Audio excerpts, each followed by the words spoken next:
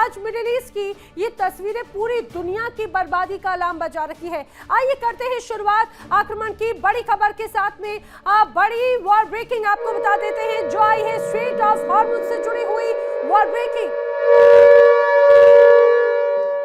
Straight of Hormuz से जुड़ी हुई समय की बड़ी खबर यह है कि ईरान की नाकेबंदी अब और भी ज्यादा सख्त होती हुई नजर आती है। 20 युद्धपोतों से अमेरिका बड़ा एक्शन ले रहा है। अब तक ईरान के करीब 61 जहाजों पर कार्रवाई की गई है। अमेरिकी एक्शन से ईरान आग बबूला हो चुका है। समझिए, एक तरफ शांति की बात तो दूसरी तरफ दबाव बनाने की कोशिश किस रूप में।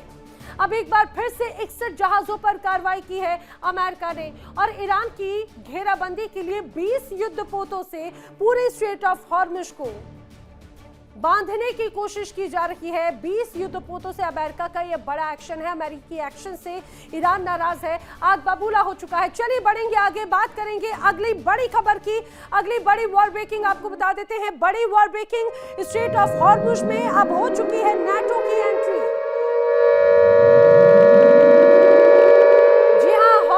नाटो की एंट्री जिससे भड़क उठा है ईरान, फ्रांस और ब्रिटेन को अब ईरान वार्निंग दे रखे हैं। स्ट्रेट ऑफ हॉर्मुज में यूएस की मदद करना भारी पड़ेगा। हर हमले का माकूल जवाब ईरानी सेना देगी, ये ईरान की तरफ से जवाब दिया गया है। आपको बता दें, सीधे सीधे फ्रांस और ब्रिटेन को ईरान वार्निंग दे रहा है।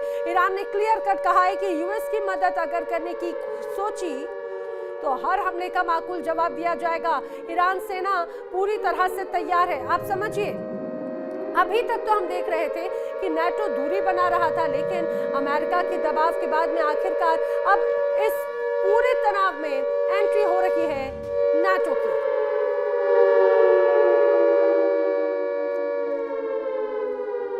आइए आपको बताते हैं आखिर ईरान क्यों नाराज है और क्यों आखिर धमकियां दे रहा है। दरअसल ईरान की वार्निंग है, स्ट्रेट ऑफ हॉर्मुज में अमेरिकी मदद अगर की तो हमले किए जाएंगे और किसी भी जवाबी हमले के लिए ईरानी सेना तैयार है। फ्रांस और ब्रिटेन का दखल बिल्कुल बर्दाश्त नहीं किया जाएगा। स्ट्रेट ऑफ हॉर्मुज में अमेरिकी नाकेबंदी गैर कानूनी है, ये कहना है सीधे सीधे ईरान का। वहीं दूसरी तरफ संकेत समझिए, नाटो से अब सीधी जंग भी हो सकती है। फ्रांस और ब्रिटेन के युद्धपोत टारगेट पर हैं और स्ट्रेट ऑफ हॉर्मुज में ग्लोबल वॉर का अब खतरा बढ़ रहा है। ब्लॉकेट से और भी ज्यादा भड़क सकता है युद्ध। और अहम बात यह है कि स्ट्रेट ऑफ हॉर्मुज में नाटो की एंट्री से वर्ल्ड वॉर की आशंका है। हॉर्मुज में फ्रांस की एटॉमिक क्षमता वाली नेवल फ्लीट भी यहां पर नजर आती है। तो ये एक पूरी तस्वीर यहाँ पर बनी है। वहीं समंदर की लहरों से तीसरे विश्व युद्ध की पटकथा भी लिखी जा रही है। दुनिया के सबसे खतरनाक समंदर के रास्ते स्ट्रेट ऑफ हॉर्मुज में बारूद बिछ चुका है। एक तरफ दुनिया की सबसे ताकतवर सैन्य संस्था नाटो के दो बड़े स्तंभ जो ब्रिटेन और फ्रांस हैं, तो दूसरी तरफ है अड़ियल ईरान, जिसने साफ साफ कह दिया कि अगर दम है तो कदम आगे बढ़ा दो, हम समंदर को कब्रिस्तान बना देंगे। ईरान ने ब्रिटेन और फ्रांस को ऐसी धमकी दी कि पेरिस से लेकर लंदन तक हड़कंप मच गया। तेहरान का सीधा संदेश है कि अगर स्ट्रेट ऑफ हॉर्मुज में अमेरिका की मदद के लिए एक भी जहाज आया तो ईरानी सेना उसे धुआं धुआं कर देगी। दक्षिण कोरियाई जहाज पर जो रहस्यमय हमले हुए, उसने ये तो साबित कर दिया कि यहाँ कोई भी सुरक्षित नहीं है।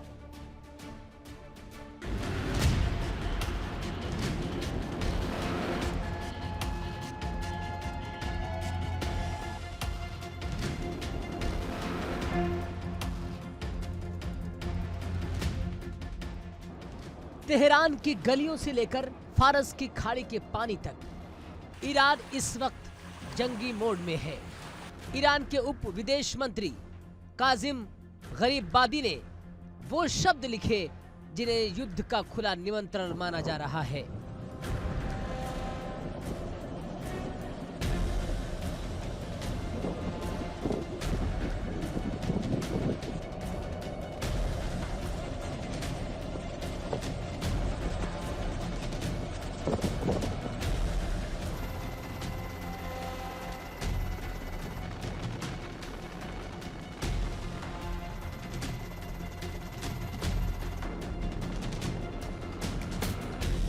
ईरान ने साफ कर दिया कि ब्रिटेन और फ्रांस का सुरक्षा मिशन असल में एक जंगी साजिश है। ईरान ने चेतावनी दी है कि अगर ये देश अमेरिका की किसी भी अवैध हरकत में शामिल हुए तो ईरानी सशस्त्र बल ऐसा वार करेंगे कि नेटो अपनी पूरी उम्र पछताएगा। ये सिर्फ शब्द नहीं है, ये उन घातक मिसाइलों की गूंज है जो ईरान ने अपने तटों पर तैनात कर दी है।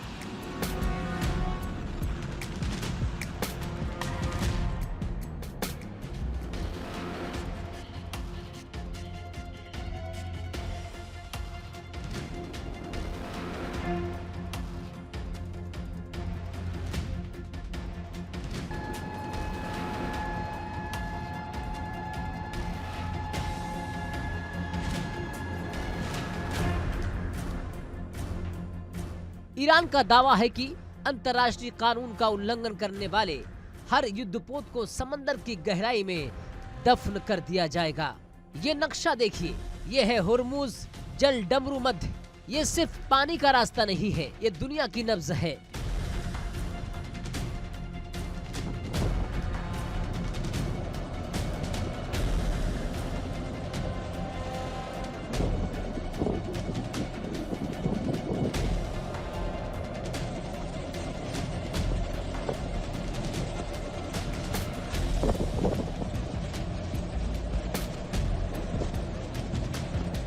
ब्रिटेन, फ्रांस कह रहे हैं कि वो व्यापारिक जहाजों को बचाने आ रहे हैं, तो ईरान ने इस पूरे इलाके को नो गो जोन घोषित कर दिया।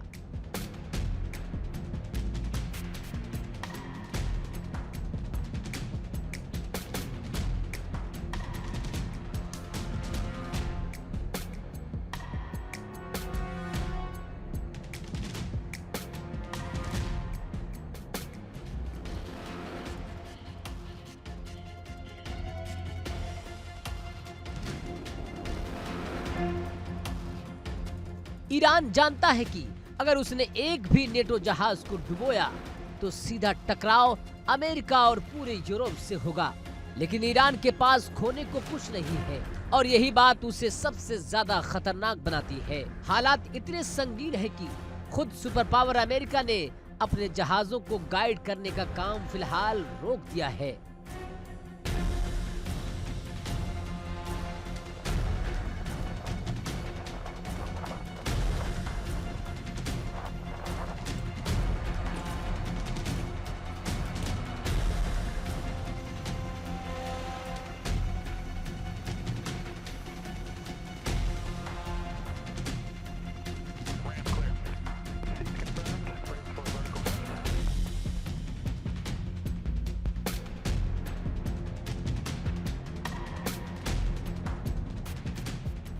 आखिर ईरान इतना भड़का क्यों है?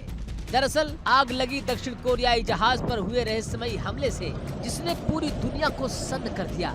जांच रिपोर्ट कहती है कि महज 1 मिनट के अंतराल पर 2 अज्ञात उड़ने वाली वस्तुओं ने जहाज के परखच्चे उड़ा दिए। फिलहाल किसी ने जिम्मेदारी नहीं ली, लेकिन निशाना साफ था।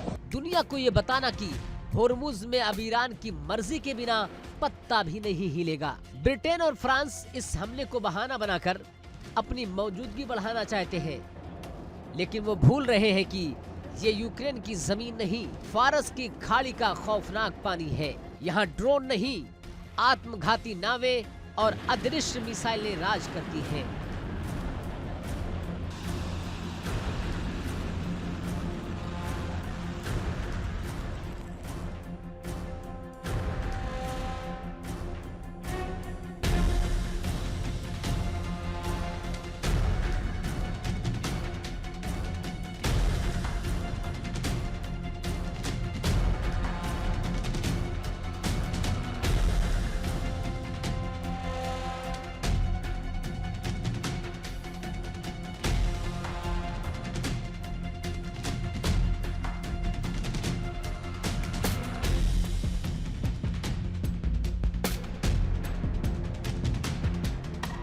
तो क्या होर्मुज में अब भयंकर जंग होकर रहेगी?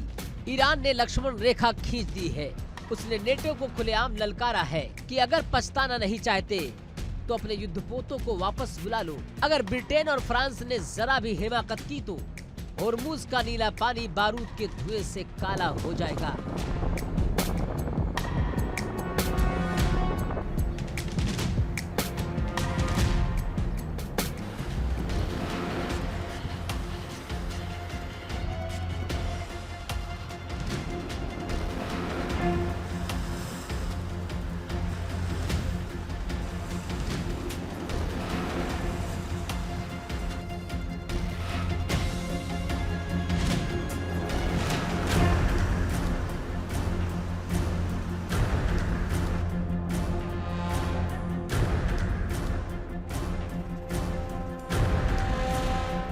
ये जंग सिर्फ दो देशों की नहीं बल्कि वैश्विक अर्थव्यवस्था की मौत की घंटी साबित होगी।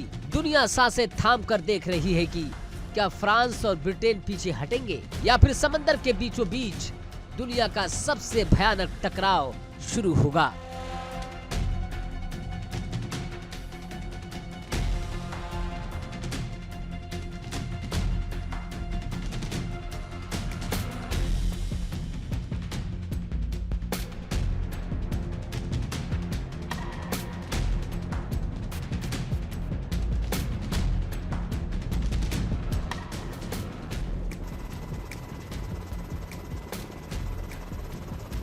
Bureau report, India daily.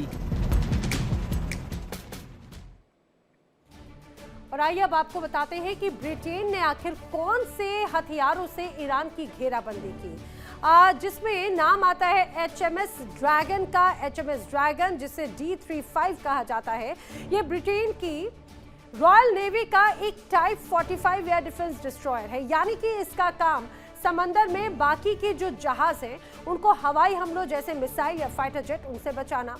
आपको बताते हैं HMS ड्रैगन की खासियत आखिर क्या है। दरअसल HMS ड्रैगन के बारे में कहा जाता है कि ये सुपर एयर डिफेंस सिस्टम के तौर पर काम करता है। सबसे बड़ा हथियार है सी wiper missile system.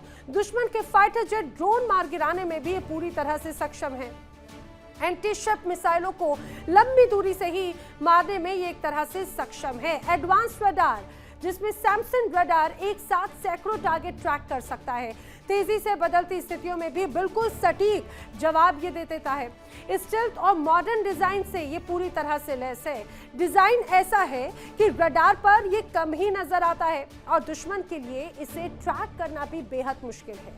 Multi role क्षमता इसमें नजर आती है। हालांकि ये एयर डिफेंस स्पेशलिस्ट है, लेकिन ये एंटी शिप वॉरफेयर सीमित एंटी सबमरीन ऑपरेशन के तौर पर वर्क करता है। हेलीकॉप्टर ऑपरेशंस भी ये एक तरह से कर सकता है। हाई स्पीड और ग्लोबल डिप्लॉयमेंट, ये जहाज तेज गति से ऑपरेट कर सकता है और दुनिया के किसी भी समंदर के क्षेत्र में ये बहुत आसानी से ऑपरेट कर सकता है। मिडिल ईस्ट और स्ट्रेट ऑफ हॉर्मुज जैसे हाई टेंशन एरिया में भी ये बहुत एक्टिवली वर्क करता है। और चलिए आगे बढ़ते हैं और अब उसके बारे में चर्चा कर ली जाए जिसकी चर्चा सबसे ज्यादा है। चार्ल्स डी गॉल फ्रांस का सबसे ताकतवर युद्धपोत।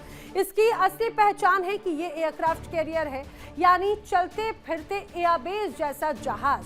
चार्ल्स डी गॉल की खासियतें क्या हैं, आइए आपको बताते हैं। चार्ल्स डी गॉल की खासियत जिसमें न्यूक्लियर पावर्ड इसे कहा जाता है। ये जहाज न्यूक्लियर रिएक्टर से संचालित होता है और इसे बार बार ईंधन भरने की जरूरत नहीं पड़ती। ये महीनों तक लगातार मिशन पर रह सकता है और समंदर में चलता फिरता एयरबेस इसे कहा जाता है। इस पर करीब 30 से 40 फाइटर जेट तैनात किए जाते हैं। फाइटर जेट्स और हेलीकॉप्टर भी तैनात किए जा सकते हैं।